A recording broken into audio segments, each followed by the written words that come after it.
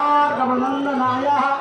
रमतं पदं प्रथमतः खलु च प्रभावात् मङ्गल्यभाजमहिमातिर्मन्मथुर्नः